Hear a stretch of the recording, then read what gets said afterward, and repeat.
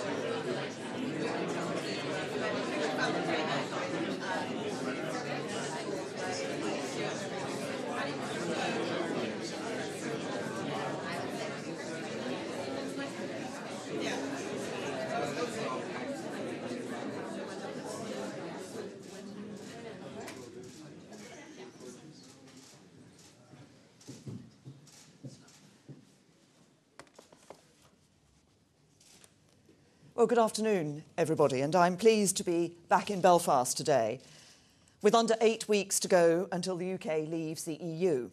And I recognise that this is a crucial time for Northern Ireland, and ensuring that the unique needs of this part of the UK are met has been one of my chief priorities ever since I became Prime Minister. Any border that weaves its way through farms and villages, bisects hundreds of roads and lanes, and which is crossed and recrossed by thousands of people every day, would pose a logistical challenge in the context of Brexit. But when you add to those geographical factors Northern Ireland's complex history, the different traditions and identities that make up its community, and the long path to peace that the people of Northern Ireland have walked over the last 40 years, the challenge is even greater. Over the last 2.5 years, we have come a long way towards a solution that works for Northern Ireland and Ireland. We have agreed mutual protections for citizens' rights, the maintenance of our common travel area, and set a framework for our future relationship that ensures tariff and quota-free trade and protects our close cooperation on security and law enforcement. But the UK Parliament rejected the withdrawal agreement because of their concerns about the backstop, the legal protocol to prevent no hard border in the event of our future relationship is not in place at the end of the implementation period. Now, I know that many people in Northern Ireland and indeed across this island are worried about what Parliament's rejection of the withdrawal deal means for them. So I'm here today to affirm my commitment and that of the United Kingdom government to all of the people of Northern Ireland of every background and tradition. To affirm my commitment to the Belfast Good Friday Agreement, to its successors, the St Andrews Agreement and the Stormont House Agreement, and to the principles they enshrine, which is absolute. And to affirm my commitment to delivering a Brexit that ensures no return to a hard border between Northern Ireland and Ireland, which is unshakable. I was 12 when the Troubles began and 41 when the Belfast Agreement was reached. For all my adult life, Northern Ireland has been a central political issue. The progress of the last few decades, from the Troubles to ceasefire, from ceasefire to political agreement, and from agreement to active participation by unionists and nationalists in institutions that enjoy cross-community support, has been a massive achievement and a landmark in the history of these islands. From the moment I became Prime Minister of the UK, I knew that one of my most profound responsibilities was to serve the interests of the people of Northern Ireland by doing all I could to protect and sustain that progress. Successive UK and Irish governments have played their parts, often working together in close cooperation. But it has been the political parties in Northern Ireland, the UUP and the SDLP, the DUP, Sinn Féin and the Alliance.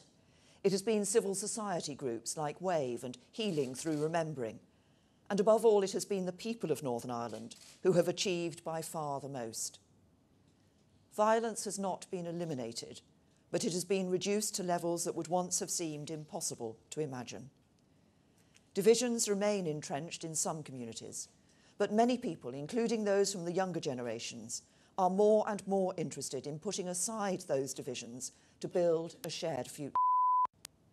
Thanks to greater political stability, Northern Ireland is now a leading destination for inward investment, with over 900 national businesses investing in its economic success. Employment is at a near record high and unemployment at a near record low. And that transformation is reflected in the image that Northern Ireland projects to the rest of the world today.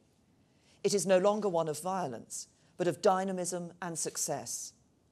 And the decisive moment in that transformation was the Belfast Agreement in 1998.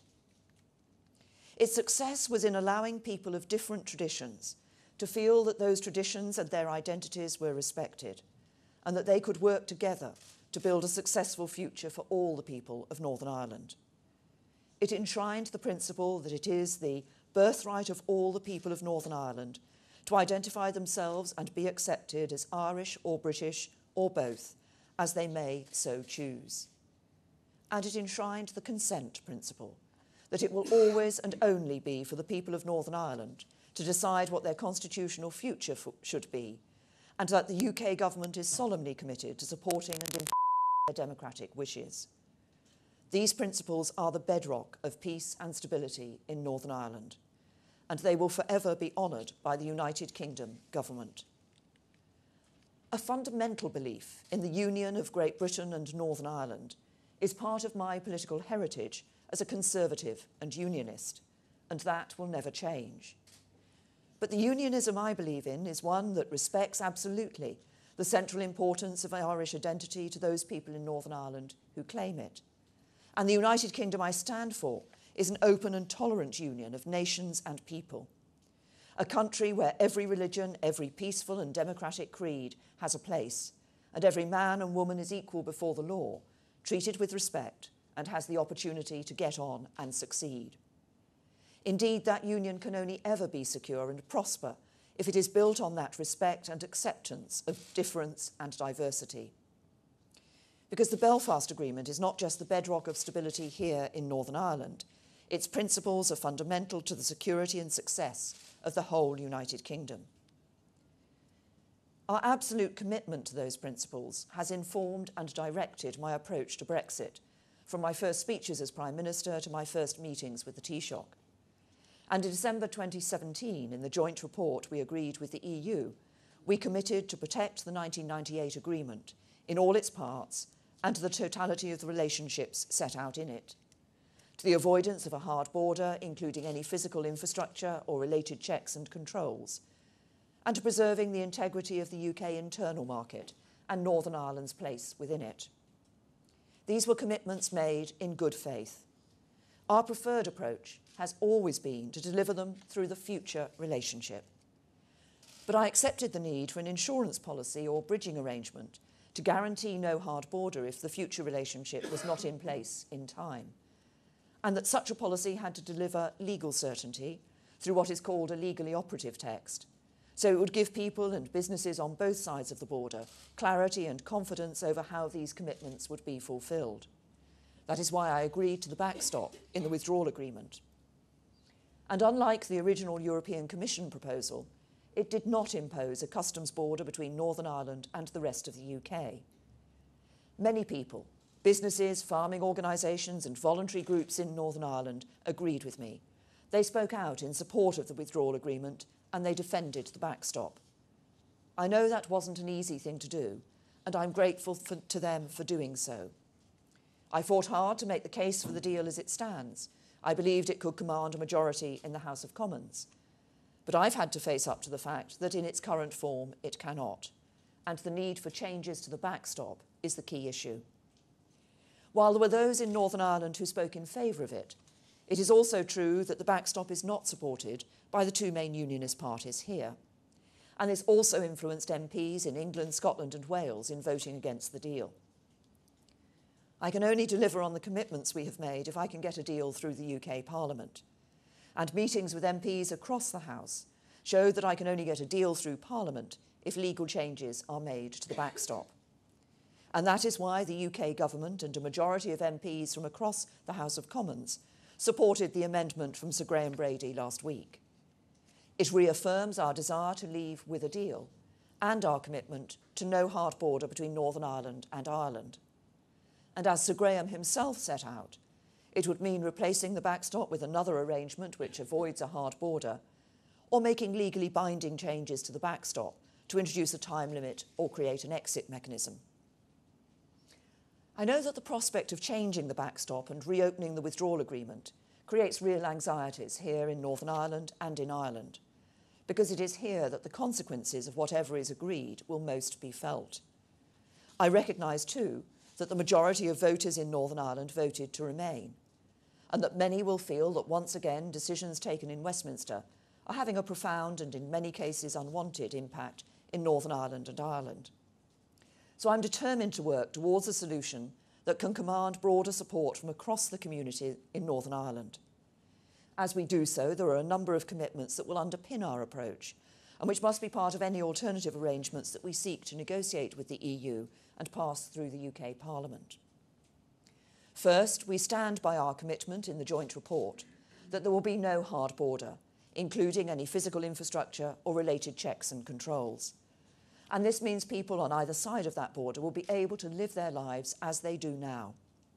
I've spoken to people in places like Fermanagh who remember the customs border posts, approved roads and security installations of the not-so-distant past. I've spoken to businesses who have supply chains that cross between Great Britain, Northern Ireland and Ireland. I understand how thousands of people move back and forth between Northern Ireland and Ireland every day to go to work, to visit family, even to do their shopping. I understand what a hard border would mean, not just in terms of the disruption at the border itself, but in terms of trade for the whole island.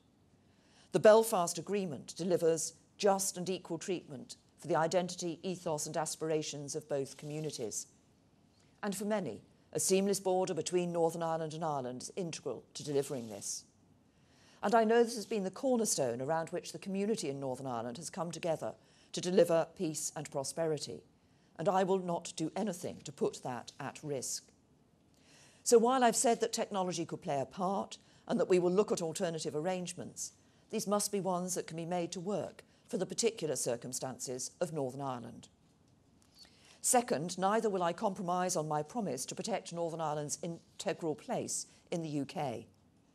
When the European Commission proposed a version of the backstop which involved creating a customs border in the Irish Sea, I successfully resisted it, and I've ruled out any return to such a suggestion. This would not only damage the integrity of the UK's internal market, which is so vital to businesses across the UK and not least here in Northern Ireland, it would also ignore the very real concerns of many people about being cut off from the rest of the UK.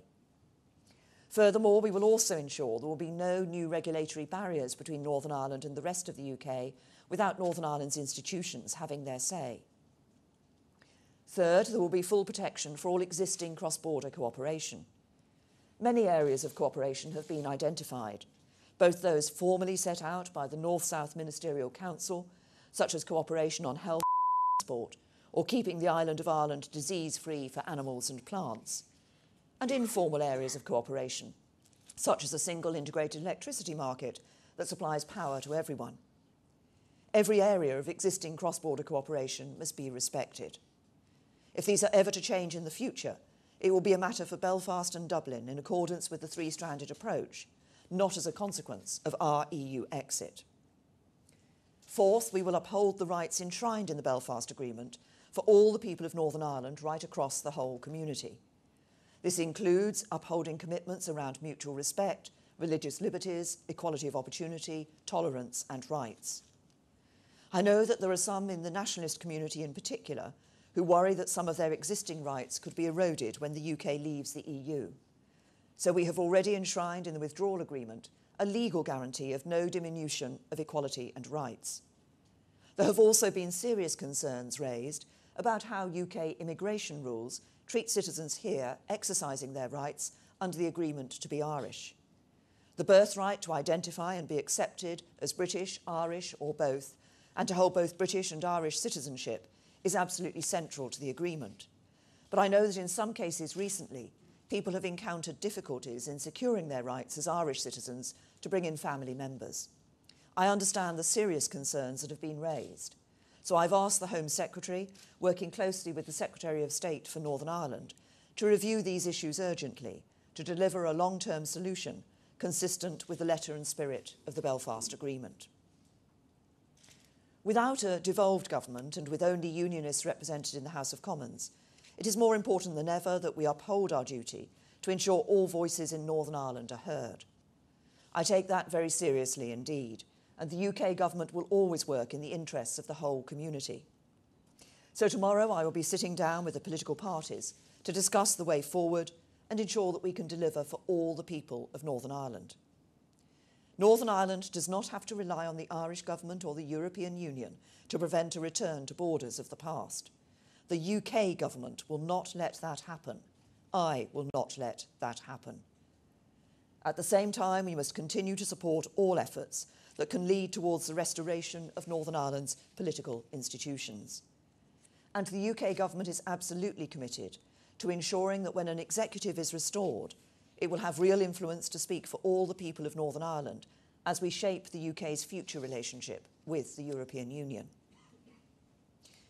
As we work to address the unique challenges that Brexit poses to Northern Ireland, so I also want to ensure that we continue to maintain and indeed enhance the strongest possible bilateral partnership between the UK and Ireland.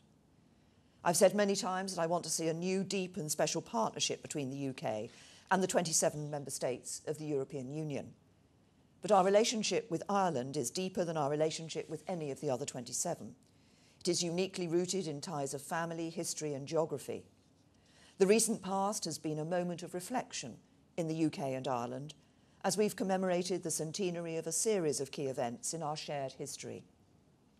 Ireland remembered the centenary of the Easter Rising in an inclusive manner which promoted a greater understanding of our often troubled history, while our two countries remembered together the shared sacrifice of so many who fought side by side in the First World War. The ceremony at Messines in 2017, attended by His Royal Highness the Duke of Cambridge and former Taoiseach Enda Kenny, was particularly poignant, as it remembered the soldiers of the 16th Irish and 36th Ulster Division, who both played a key role in the Allied victory in that battle. Today, those ties of family and friendship between our countries are more important than they have ever been. And I believe there's a yearning in the hearts of all the people of these islands for a close and trusting relationship between all of us, and an absolute horror that we should take even a single step backwards in the progress we've collectively achieved.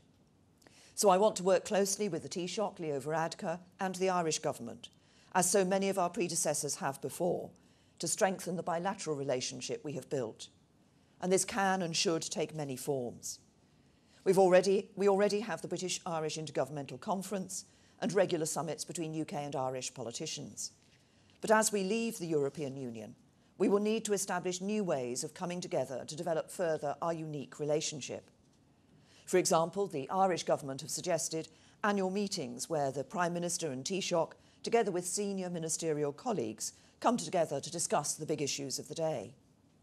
We will also want to strengthen our economic relationship and have already together identified areas like construction and smart cities as ripe for enhanced collaboration. And both the UK and the Irish governments have already made clear that we would support the tantalising possibility of a joint UK and Ireland World Cup bid for 2030, should our respective football associations choose to pursue this. We also want to find creative ways of enhancing the link between all our peoples, and in particular to build the links between our young people. I know there's a sense that many British people do not know enough or understand enough about the complexity of the long relationship between the UK and Ireland, and a sense that some Irish people are less familiar with the forces and motivations that help to shape views in the UK. So as part of these new ways of coming together, I would like us to look in particular at opportunities for our young people to discuss these issues and others in a structured way and to reflect on their vision for our future relationship. I know this is a concerning time for many people here in Northern Ireland, but we will find a way to deliver Brexit that honours our commitments to Northern Ireland, that commands broad support across the communities in Northern Ireland, and that secures a majority in the Westminster Parliament, which is the best way to deliver for the people of Northern Ireland. As we do so, I hope we can also take steps to move towards the restoration of devolution, so that politicians in Northern Ireland can get back to work on the issues that matter to the people they represent. For ultimately, the measure of this moment in Northern Ireland's history must be more than whether we avoid a return to the challenges of the past. It must be how together we move forwards to shape the opportunities of the future. As Prime Minister of the United Kingdom, it is a profound honour and duty to play my part in shaping that future and to do my utmost to support the peace, prosperity and progress that can give the people of Northern Ireland the brightest future for generations. Thank you.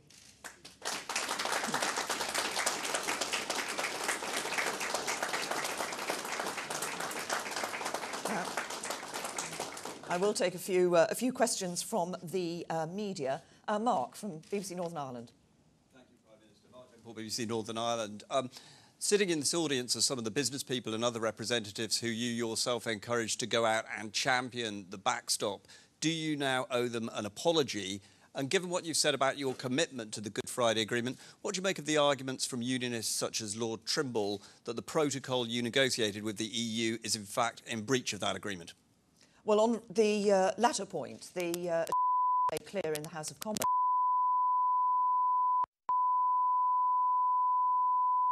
negotiated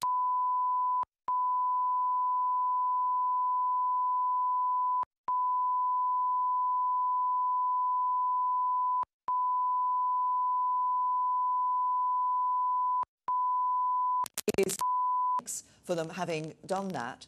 But we continue to work together to ensure that we can provide a withdrawal agreement and a political declaration for the future framework that delivers a deal. I think and us leaving the European Union with a deal, I think that's in the interest of businesses here in Northern Ireland.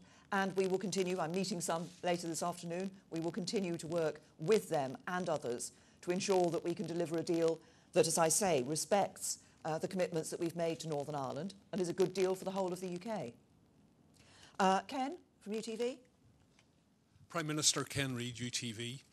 56% of people in Northern Ireland voted to remain. It has wide support in the business community here as well.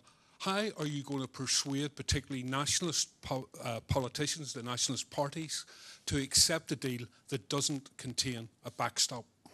Well, I'm not proposing to persuade people to accept a deal that doesn't contain that insurance policy for the future. What Parliament has said is that they believe there should be changes made to the backstop. And it is in that vein, in that light, that we are working with politicians across Westminster, of course, across the House of Commons, but also we'll be working with others, with the Irish government and with the EU, to find a way that enables us to maintain our commitments that we have set very clearly for no hard border, but to do it in a way that provides a withdrawal agreement and political declaration for the future that can command support across the House of Commons, and therefore that we will be able to ratify with the European Union, such that we leave on the 29th of March with a deal. Is Suzanne here from the Belfast Telegraph? Yes. Suzanne Breen, Belfast Telegraph. Prime Minister, given that many business figures in this room may feel that you betrayed and shafted them on the backstop in your recent U-turn, why should they believe any of the pledges that you make to them today in terms of avoiding a hard border? Well, first of all, let's be very clear about this. You've used the phrase U-turn in your question. There is no suggestion that we are not going to ensure that in the future there is provision for this, as it's been called an insurance policy, the backstop, that ensures that if there is the future relationship is not in place by the end of the implementation period, there will be arrangements in place to ensure that we deliver no hard border. Our commitment to that remains. What Parliament has said, what the House of Commons has said, is that they want to see changes to the backstop as it currently exists within the protocol as part of the withdrawal agreement. The issue that has always been one that Parliament has raised, that's been raised across all sides of the House of Commons, is the potential indefinite nature of the backstop. That's the issue we look to address. There are a number of ways to do it, looking at alternative arrangements, discussing with MPs who've put forward proposals on that, looking at the legal changes that will be necessary to give the legal certainty. But the commitment to no hard border absolutely remains. And as the amendment, Sir Graham Brady's amendment when it passed the House of Commons made clear, commitment to avoid a hard border and to leave the European Union with a deal. John from the Irish News. John Manley from the Irish News. Prime Minister, you've told us that you won't allow a hard border to happen. Are you telling us, therefore, that the only circumstances will be that there is a hard border is if the EU imposes one? Well, first of all, we're working. We've got commitments from both the EU and the UK government in the work we're doing on the deal to leave the European Union that commit on both sides for there being no hard border. And we've been clear as a UK government that we will do everything in our power, should it be the case that we left without a deal. We'd do everything in our power to avoid a hard border in those circumstances. And of course, we talk with the Irish government and the European Union, should those circumstances arise. But we're working to ensure that we leave with a deal, and within that deal that we're able to provide for the commitment that has been made on both sides that for no hard border between Northern Ireland and Ireland. I'll take one last question. Ben from the newsletter. Ben Laurie from the Belfast newsletter. Prime Minister, just to go back to the Lord Trimble supporting the legal action, one of his historical advisors, Lord Bew, very respected figure in the House of Lords, he said one of the most remarkable things was the British government had not challenged this Irish narrative on the Belfast Good Friday Agreement in recent years. And I'm wondering what you think about that. He is concerned, like Lord Trimble, that Britain would be signing away the right for the possibility of there one day being regulatory and customs divergence on the island of Ireland. Are you going to keep open that possibility for Britain?